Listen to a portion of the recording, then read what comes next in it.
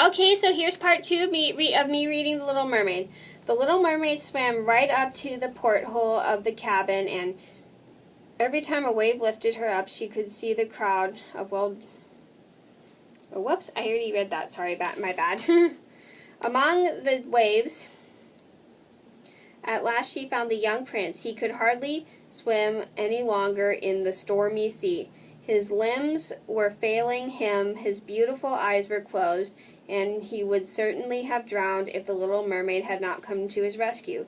He held his head above the water and then let the waves carry her along with him. More than the storm had died down, and there was not a trace of the ship. The sun rose red and glowing out of the water and seemed to bring color back into the prince's cheeks. But his eyes remained closed. The mermaid kissed his fine, high forehead and smoothed back his wet hair. He seemed to her like his marble statue in her little garden. She kissed him again and made a wish that he might live. Soon the little mermaid saw the main land before her, with its lofty blue mountains covered with the glittering white snow that looked like nestling swans. Whether it was a church or a convent, she could not say. Lemon and orange trees were growing in the garden, and at the door there were tall palm trees. The sea formed a small bay at this point, and the water in it was quite still, though very deep. The mermaid swam with the handsome prince to the beach, which was covered with fine white sand. There she placed him in the warm sun, making a pillow for his head with the sand. Whew. Bells sounded in the large white building, and a number of young girls came through the garden. The little mermaid swam farther out from the shore, hiding behind some large boulders that rose out of the water. She covered her hair and chest with the wet sea foam so that no one could see her. Then she watched to see who would come to help the poor prince. Not much made a young girl came along. When she saw the prince lying on the sand, she seemed quite frightened, but only for a moment, and ran to get help from others. The mermaid saw the prince come back to life and smiled at everyone around him. But there was no time for her, because she had no idea that she had rescued him. After he was taken away, she felt so miserable that she dove into the water and returned to her father's palace. She had always been silent and thoughtful, but now more than ever. Her sisters asked her what she had been seeing during her first visit to the surface, but she told them nothing. Many a morning and many an evening she rose up to the spot where she had left the prince. She saw the fruits in the garden ripen and watched as they were harvested. She saw the snow melt on the peaks, but she never saw the prince, and so she always returned home, filled with even greater sorrow than before. Her once comfort was sitting in her little garden with her arms around the beautiful marble statue which was so like the prince. She gave up tending her flowers, and they grew in a kind of wilderness out before the path, twining their long stalks and leaving around the branches of the trees until the light was quite shut out. At length she could keep it to herself no longer and told one of her sisters everything. The others learned about it soon afterward, but no one else, except a few other mermaids who did not breathe a word to anyone but their best friends. One of them was able to give her news about the prince. She, too, had seen the festival held on the ship and told the little mermaid about the prince and the location of his kingdom.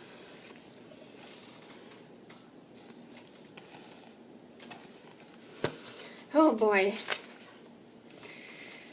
Now The little mermaid knew where the prince lived and spent many evenings and many a night at that spot. She swam much closer to the shore than any other of the others dared.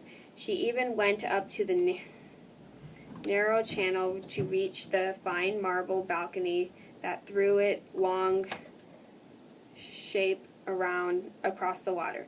Here she would sit and gaze at the young prince, who thought that he was completely alone in the bright moonlight. Often in the evening, the little mermaid saw him go out to sea in his splendid vessel, with flags hoisted to the strains of music. She peeked out from among the green rushes, and when the wind caught her long, silvery white veil and people saw it, they just fancied it was a swan spreading its wings. On many nights when the fishermen were out at sea with their torches, she heard them praising the young prince, and their words made her even happier than she had saved his life the day he was drifting about half dead on the waves. And she remembered how she had cradled his head on her chest and how lovingly she had kissed him. But he knew nothing about how any of this, and never even dreamed she existed. The little mermaid grew more and more fond of the human beings and longed deeply for their company. Their world seemed so much larger than her own. You see, they could fly across the ocean in ships and climb the steep mountains high above the clouds, and the lands they possessed, their woods and their fields, stretched far beyond whether she could see. There was so much that she would have liked to know, and her sisters were not able to answer all her questions. And so she went to visit her old grandmother, who knew all about the upper world, as so she aptly called the countries above the sea. If human beings only don't drown, asked the little mermaid, can they go on living forever? Don't they die as we do down here in the sea? Yes, yes, replied the old woman. They too must die, and their lifetimes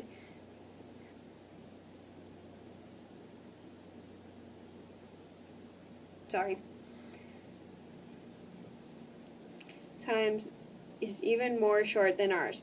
We sometimes live to the age of 300, but when our life here comes to an end, we merely turn into foam on the water. We don't even have a grave down here among those we love. We lack an immortal soul, and we shall never have another life. We're like the green rush. Once it's been cut, it stops growing, but human beings have souls that live forever, even after their bodies have turned to dust. They rise up through the pure air until they reach the shining stars, just as they come out of the water, survey the lands of human beings. So they rise up to beautiful unknown realms, regions we shall never see.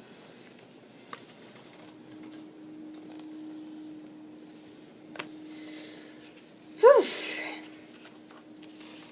Why can't we have an immortal soul? The little mermaid asked mournfully. I would gladly give all 300 years I have to live to become a human being for just one day and to share that heavenly world.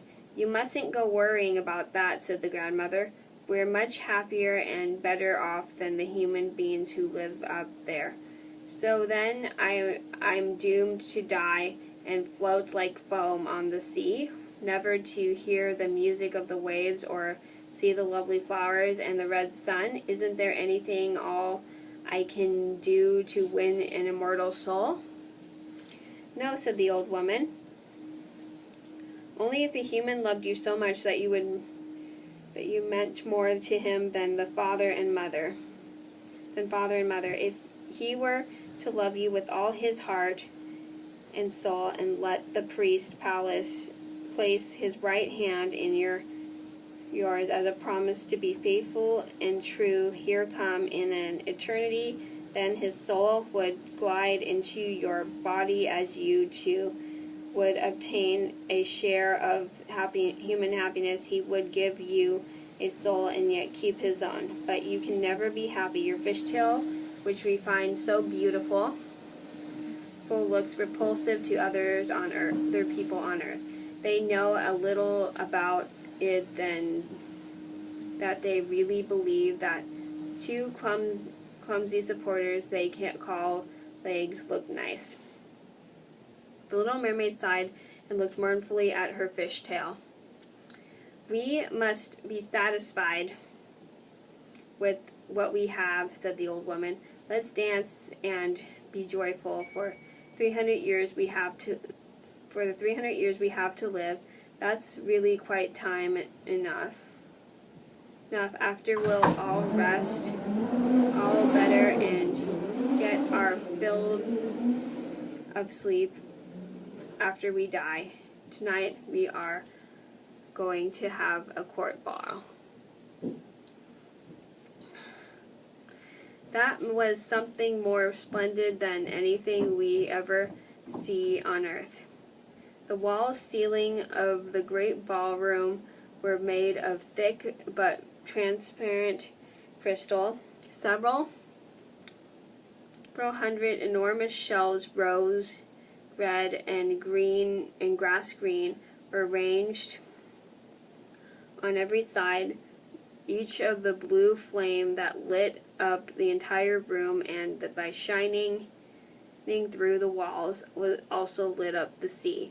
Countless fish, large and small, could be seen swimming toward the crystal walls.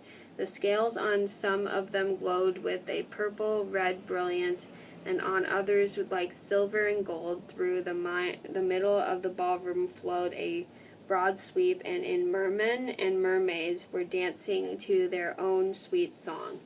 No human beings have voices so lovely. The little mermaid sang more sweetly than anyone else, and everyone applauded her for it. For a moment, there was joy in her heart, for she knew she had the most beautiful voice of anyone on land or in the sea. But then her thoughts turned to the world above her. She was unable to forget the handsome prince and her great sorrow that she lacked the immortal soul he had. So she crept out of her father's palace while everyone inside was singing and making merry. She sat grieving in her own little garden. Suddenly she caught the sound of a horn echoing through the water, and she thought, "Ah, there he is, sailing up above. He whom I love more than my father or mother, he who will always be in my thoughts, and in whose hands I would gladly place my happiness. I would venture anything to win him an immortal soul. While my sisters are dancing away in father's castle, I will go to the sea witch. I've always been dreadfully afraid of her, but perhaps she can help me and tell me what to do." And so the little mermaid left her garden and set off for the place where the witch lived.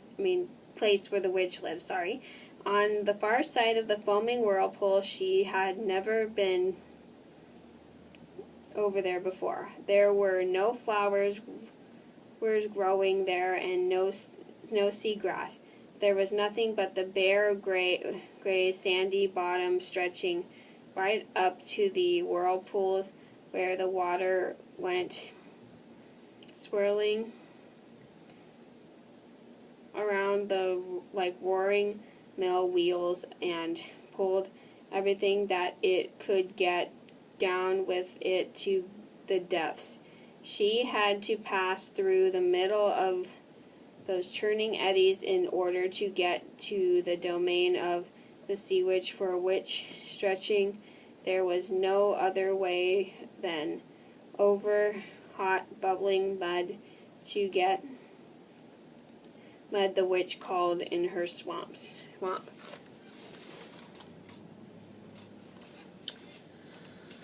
Okay, so I think I'm going to stop the video here because it's getting kind of long. So I hope you guys enjoyed the video. Thank you so much for watching, and I'll see you in another video soon. Bye! I mean, not another video soon, part 3. Bye.